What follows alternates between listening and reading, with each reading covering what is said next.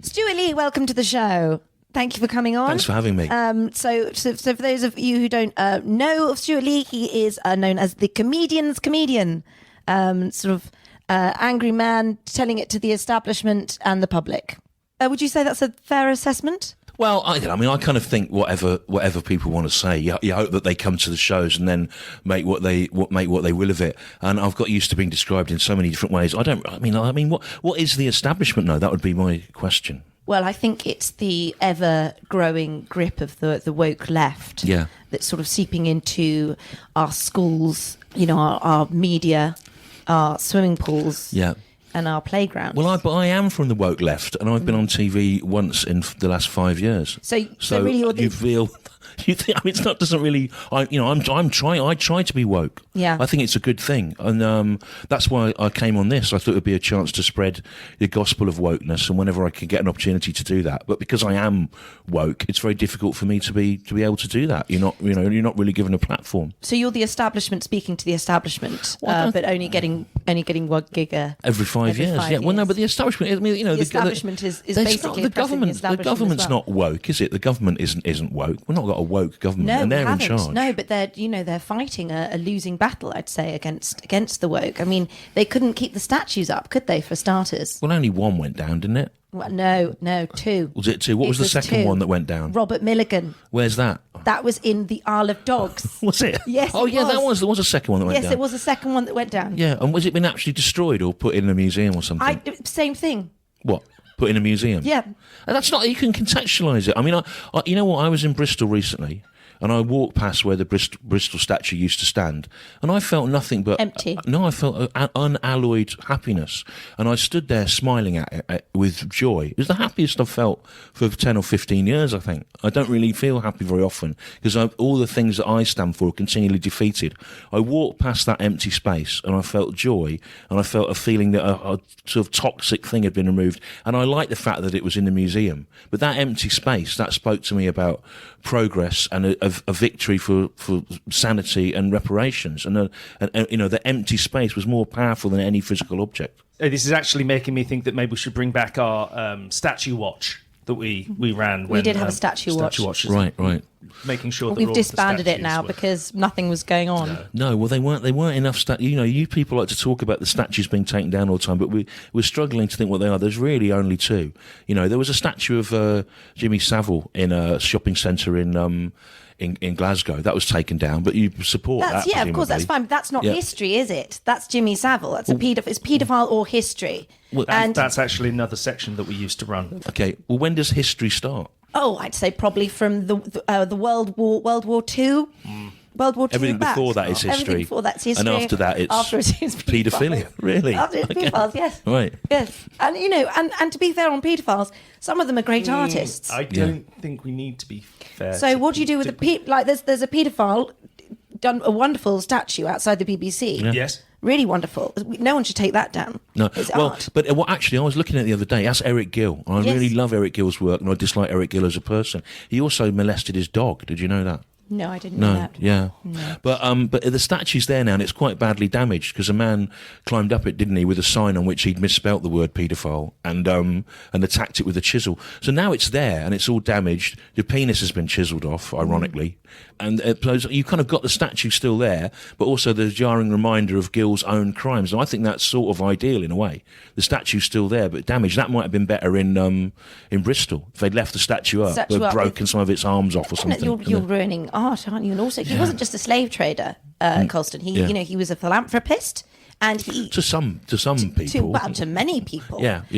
And he also did a lot for the city of Bristol, and put a lot of money into Bristol, and so now no one knows that. That's all gone. Maybe it doesn't go far enough. I mean, maybe what we need to see is Bristol itself removed. Maybe the city itself is so stained by that history, it needs to be removed entirely or renamed or just something. See, this is the problem, isn't it? I mean, people like you come on and you literally want to erase large swaths of Britain. Yeah, or maybe the statue of Jimmy Savile that was taken down in Glasgow should be put up on that plinth in Bristol. No, listen, Jimmy Savile, as I say, it's not history. It's paedophile. Now, Stuart, unlike other comedians, you often criticise other comedians. Thank you for that. Someone has to tell them that they're dreadful. But do you think that they have the right to do bad comedy? Well, right. First of all, I don't really criticise other comedians. I sort of do little parodies of their work in my act, which normally suggests that I spent a lot of time watching them. Some of the people I've been accused of hating, I really like Noel Fielding, for example. But do they have the right to do bad comedy? Well, they do have the right. I suppose it's a free market, isn't it? You let the market decide. And the market has decided that Ricky Gervais is good, and that so you can't really stop it, and you shouldn't be able to. Do you want to call out anyone in particular in this interview now? No, not really. I thought, I've got a tour that's starting, and my last special's knocking about on the iPlayer for the BBC. So I was assumed. When I got the calls coming in, so I assumed it would be just people saying, "Oh, we've watched it. It's great. You're the best. How can people see it?" And then I find I'm in this complex web of interrogation. Yeah, no one's done that, but you can talk about it if you want. But maybe mention your tour and then call someone out. Okay. Well, I've got a tour that's on till April 2024. It's called. Time. It's going to be really difficult holding the material together because I don't think the jokes that I've written about the government this week will be relevant by Christmas. And I got two things knocking about on the iPlayer of stand-up specials. Do I want to call anyone out? Yes. No, Rylan, Ant and Dec? I wrote a sitcom pilot for Ant and Dec once. Did you? Yeah, the idea was that they were lighthouse keepers, and once a week, Cat Dealey would come across in a rowing boat with supplies for them, and that was it. And they turned that down and decided to do a reboot of The Likely Lads instead. Wow, it would have been great, wouldn't it? I think everyone would have enjoyed that. It would have moved them into more avant-garde territory as well. Could be looking a very different Ant and Dec. Yeah. Ant and Dec are sort of Beckettian figures. So that's good. So you've called out Ant and Dec. Yeah. Well, for their cowardice in doing The Likely Lads instead. Now, you talk about the government. So what do you make of Liz Truss? She's only been in power 3 weeks. Well, I think the most surprising thing she's managed to do is to radicalise the Royal Society for Protection of Birds. Have you followed that story? No, I haven't. Okay, well, I bet a lot of your listeners are probably in the RSPB, aren't they? Probably. And the RSPB have issued a statement calling for their members to basically rise up against the Liz Truss government because of Kwasi Kwarteng's enterprise zones that have lifted all restrictions on wilderness building on the countryside. And I think you know that a government is in trouble if it's managed to get the RSPB to send out an urgent message to members saying they have to resist the government. Yes, that's quite big, isn't it? And I bet there was loads of people that listen to this who are like nice little people that listen to you and they think, oh, I'm in the RSPB, I like birds, I'm also a Tory voter, but what do I like most of all? Birds or the Tory party? And it's probably going to be birds. Real Sophie's choice there, birds or Tory party. Yeah. I mean, I don't know if I would have to make that decision. You can have a Labour government and birds. Oh. Or a Tory government and no birds. Thank you, that makes it much easier. Tory government, no birds. Tory government and no birds. No there's other birds. Animals, isn't there? I think there's dogs, there's cats. Would have a field day. Insects, they'd be everywhere. And probably other animals would evolve. You're pinning your hopes on a new animal evolving. You know, the problem is if you've got a Labour government, we'd be looking at economic destruction for starters. So at least, we won't have the birds, but we will pull Britain out of. Okay, if you're choosing a Conservative government and no birds, you're hoping a new animal will evolve to fill the space created by birds. This has been a difficult decision for me. Would this animal fly? Yes, of course it would fly. So it would be a kind of bird then? Yeah, but it wouldn't be a bird. It would be a flying cat. Will it glide on skin flaps or will it have wings? Or like a bat? Stuart, I'm not a scientist. I'm not a scientist, but if you were really going to push me on this, I do stick by that you would get animals that would evolve. Sometimes with dogs, when they jump, they could jump high. Some of them have got really flappy ears. Very big ears. They could use that.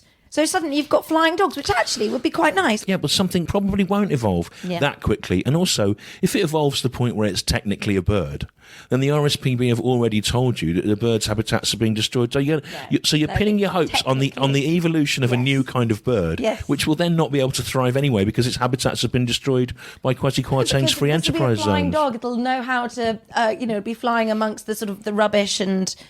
It will be flying amongst the rubbish.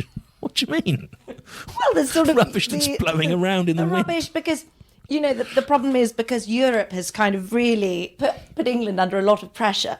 So there's all these lorries that are coming into our country because Europe is like, no, you can't come in because we want to teach Britain a lesson. And they are pooing in hedges. They're leaving rubbish. Awful. You mean in Kent? In Kent. Yeah. Awful, but does provide a good habitation which flying dogs can evolve and prosper. You're saying one of the byproducts of Brexit is that Kent will be so full of excrement that it will become a kind of strange like a wilderness experiment where new kinds of creatures can evolve that can fly to replace the birds. It's beautiful, isn't it? I think because feces is very good for soil, for everything. So although initially it can be quite disgusting, actually the earth is a very nubile thing. So it evolves, and Kent is the starting ground. The crucible. It is the crucible of feces. Yes. Yeah. They should have painted that on the side of a bus. Yeah. But do you know what? It's actually as you drive through the border into Kent. Stewart, actually, you make a good point, because this is actually a good analogy. Because looking at Brexit itself, people look at it and they go, "Oh, what a load of absolute shit! Everything's going wrong. No one will trade with us. Prices have gone up. There's queues of lorries." But actually, they're missing the bigger picture, which is in that this is a new, evolving world, and sometimes you've got to heap a lot of shit on something for other things to grow and for dogs to fly. Yeah. So what you're saying is we've lost the Erasmus programme, we've lost the ability for groups to tour abroad, we've lost thirds of our export market. But look at this dog; it might fly one day. Can I say, but what I do is I look at the bigger picture, okay? I don't look at what's happening now. That's the thing. Liz Truss is getting in so much trouble because the pound has tanked. But she's looking at the bigger picture. And she's going to help the economy and help people through the winter. And that's what I'm doing. I'm looking at the bigger picture. So I'm going, yes, okay, all these things are happening. They admittedly look bad. But they're not going to be bad. They're just the beginning. They're just the ashes from which the phoenix of Brexit can rise. Or the flying dog, depending on which we're talking about. Yeah. I have some questions from our listeners, if that's right. So you recently got in a bit of trouble, Stewart, for describing Ricky Gervais's comedy drama Afterlife as one of the worst things that's been made by a human. Okay, so... Well, I try to be as encouraging about people's work as I can. And you look for the most positive thing you can say about something, because it's hard to write sitcoms. And I thought, I was asked about it by Rob Brydon, and I just thought, what can you say that's not unkind about it? And I think that was probably the best thing. The pinnacle of human... you could do, Well, we've got some things that is a bit of a would you rather game. Yeah. Okay, so would you rather, rewatch all of Afterlife, or witness the arrival of the 4 horsemen of the apocalypse as they lay waste to mankind and herald in the end times? Well, either of those would be enjoyable, but not alone. I think the fun. You have to have the fun of watching them and being able to make smart comments about it to your friends, and so that either would be okay in that respect, depending on who you're with. If you're with someone really funny, okay. Like if I was with David Baddiel, right, for example, either one would be fine, because I know he could be equally funny about either of those things, and he'd be pointing and going, "Ah, look at that," and then it would be really good fun. Yeah, both sort of strapped to a horse. What it is David Baddiel and Jonathan Ross at Jonathan Ross' house. They've allowed me to go round, and we're either watching Afterlife or the destruction of the world by the 4 horsemen of the apocalypse. Yeah. And either one would be fun if they were there laughing about it. So it's all you need is friends. Yeah, all you need is friends. Yeah. Okay, the next option is rewatching Afterlife, or spending an afternoon at Alton Towers with James Corden. He's very excited and wants to go on all the rides, and there's a lot riding on it for you. So you have to act like you're into it. Why is there a lot riding on it for me? What power does he have over me? What's he going to do for me? You're just going to have to trust me. I need to know. That's the missing information that would swing that. It's pretty big. He could get you more gigs on the BBC. More gigs. Killy. Yeah. One every 3 years. You can't do that. Well, he's got a lot of power. Alton Towers, that's fun, right? I think whoever you're with, it's going to be fun. Oblivion. Right, yeah, it'll be fun. I think ideally, Alton Towers, right, with James Corden, but you're on the same roller coaster going round and round, and on his phone he's got all the series of Afterlife, and you watch it as you go round. But instead of the roller coaster car, what we're sitting on is one of the Afterlife benches of grief that Netflix paid for to be put around at parks in Britain. And the idea was that if you were sad, you could sit on the grief bench. So the idea was me and James Corden on a Netflix grief bench. But the bench is strapped. We're strapped to a thing. We're watching Afterlife, and a member of the public is with us who has recently experienced a bereavement. and they're on the thing, and we're watching as we go around. And I think it's not an either or thing. It's not like history or paedophilia. It's an either or thing. Yeah, that is either or. Yeah. Okay. Do you think maybe that's where you're going wrong with Afterlife? You need to watch it on a fairground. You need to watch it on a loop whilst looping the loop on something. Yes, and then maybe it's a whole different experience. There's two more here. You see how you feel about them. You have to be a TikTok influencer for a year, including doing the little dances. Right. You've got to sort of promote products. And you can't eat anything without taking a video and posting it. Or watch Afterlife. Which one is? I would. It's tricky at this point, isn't it? It's strange that you were more keen to witness the... Martin, you've come up with more hard-hitting questions than I have this interview.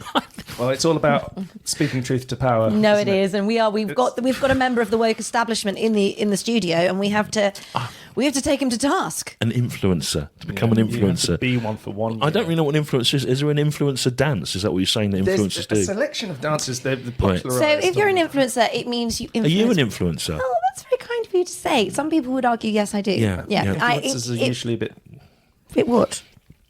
younger. Do you get paid to wear things? Not yet, but I get people, they sort of hint at me to wear things. Right. Yes. And there's the suggestion that if you wore them, there would be a financial reward. Exactly. Yeah. What sort of things do they hint for you to wear? We've had a selection of hats come through in the post. Well, yeah, a really, really wonderful selection of hats. One very sort of long, tall hat. A top hat? Yeah, top hat. I think being an influencer would be good. But again, I would like it to combine it. I'd like to be the influencer who, whilst wearing a top hat or whatever, is also watching Afterlife. I'd like to try it all together. Sort of basically, there's no situation which isn't improved by watching Afterlife, I think. That's fair. Yeah. If you're an influencer, are you allowed to be on things like the BBC if you're known to be taking money for promoting hats? Yes, you can. You can still do that. I'm waiting for the calls from the BBC. I think they're scared of me because they are very biased towards the left. Yeah. And I'm not the left. I'm the sort of plucky outsider. But I think if they saw more of my hat work, they'd get me on Panorama or something like that, or Newsnight, because they're struggling since the Emily Queen left. when the Queen reconvened Parliament after she'd been lied to by Boris Johnson about proroguing it, she very obviously wore an EU hat, didn't she? Do you remember it was a blue hat with yellow stars on it? I think to counteract the fact that Michael Gove had said that she supported leaving the EU. She wasn't allowed to comment on it directly, but she wore a hat to communicate her political beliefs. If you had to wear a hat that communicated your political beliefs, what would it be? Well, firstly, I don't think the Queen was doing that. I don't think she knows what she was doing, bless her. I think... You think the hat was put on her without her knowing? She can't see what's on her head. Right. She's quite a small little lady, or was, bless her soul. And the best way to take advantage of the Queen, as far as I can see, is to put something on her head. I don't think you should be taking advantage of the Queen. No. But would she... Luckily, King Charles is tall. Yeah. And, thank God we've got a man in charge there now, because... They are taller. Well, a man who's so tall that his head is not likely to be used against his will in order to promote a particular political point of view. Exactly. Yeah. And this is the thing. Often, people go, give women more chances. And you go, but men are taller. And this does give them an advantage. And also does make them better for leading. Because no one can put things on their head unless they are taller men. What do you think the worst thing politically for this country would be to be put on Prince Charles's head? Well, it sounds to me from our previous conversation that birds are quite a controversial thing now. Yeah. So maybe a little pigeon on his head. Yeah, on his head. And that would be his secret way of signalling that he was against the free enterprise zones that would destroy the habitats of birds. Yes, exactly. What would you have on your head, Stewart? What right now? Yes, well, right I would have a bird on my head. I would have a chuff. And a chuff. A chuff. Yeah, not a chaff. A chuff. Interesting. I would have thought you would have said Afterlife. Playing on repeat on an iPhone. I think we had a lot of fun, didn't we, talking about that? But at the end of the day, Stuart's more subtle than that. At the end of the day, I think that the key to this that's fascinated me about what you've said is that offered the choice between the survival of birds and a Labour government, you would choose a Conservative government. Yes, and I would wear. I would wear a bird on my head as a protest against people like you that value a narrow ideology as a more important thing than the survival of a whole type of life. Well, do you know what, Stuart? That's your right. That's your right to do that, and I support that. I support free speech. Thank you very much. And Well, it's been good talking to you, and we've seem to have had a lot more in common than I would ever have thought That's possible. often what happens, isn't it? It's about finding the common ground, which we're all about here in NonCensored. So thank you for coming on. Best of luck with, I can't remember what you're doing, tour, show? Yeah, and I'm interviewing Ian McShane at the Dalston Rio on Halloween. Lovejoy. About his 70s horror film, Tam Lin. Wonderful. And that's not made up. That's a true thing. That's a real thing. Yeah. Okay, that's not made up. You can check that out. You can't find Stewart Lee on Twitter because he's not yet an influencer. Thank you very much, Stewart Lee. All right.